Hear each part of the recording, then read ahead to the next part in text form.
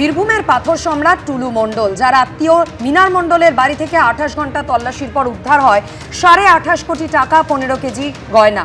অন্যদিকে টুলু মণ্ডল তারও একাধিক ঠিকানায় গতকাল দীর্ঘক্ষণ ধরে তল্লাশি অভিযান চালানো হয়, কিন্তু এই মোহাম্মদ নাজিমউদ্দিন ওরফে টুলু মণ্ডল তিনি কোথায়? এখনো অধরা বীরভূমের পাথর সম্রাট।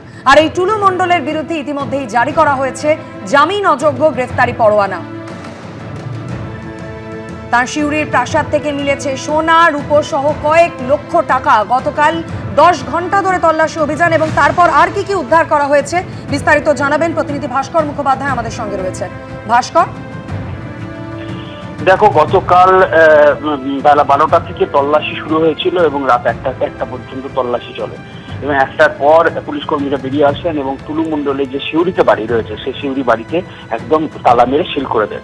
এবং যেটা জানা যাচ্ছে পুলিশ সূত্রে, যে তার বাড়ি থেকে 250 গ্রাম সোনা, 900 গ্রাম রূপো এবং 8 থেকে 10 লক্ষ টাকা নগদ ক্যাশ উদ্ধার হয়েছে। এবং তাছাড়াও বেশ কিছু কাগজপত্র রয়েছে। সেই কাগজপত্র এবং সোনা, রূপো এবং টাকা নিয়ে পুলিশ সেখান থেকে চলে যায়।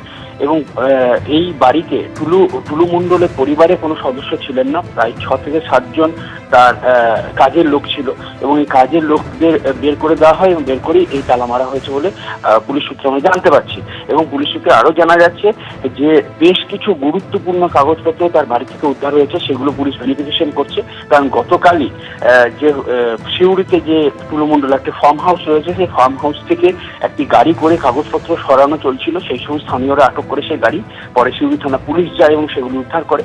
মূলত যেটা পুলিশ সূত্রে জানা যাচ্ছে যে জাল ডিসিআর যেসব কাগজপত্র, নকল চালানের কাগজপত্র, সেগুলো ওখানে ছিল এবং সেগুলো পুলিশ ভেরিফাই করছে। একইভাবে গতকাল রাতে বোলপুর থানার ভবনডাঙ্গাতে সেখানে পুলিশ রেড করে এবং তল্লাশি চালিয়ে শেখ শরীফুল নামে একজনকে গ্রেপ্তার করেছে। শেখ শরীফুল হচ্ছে টুলু মণ্ডলের কর্মচারী এবং সে টুলু মণ্ডলের ঘনিষ্ঠ।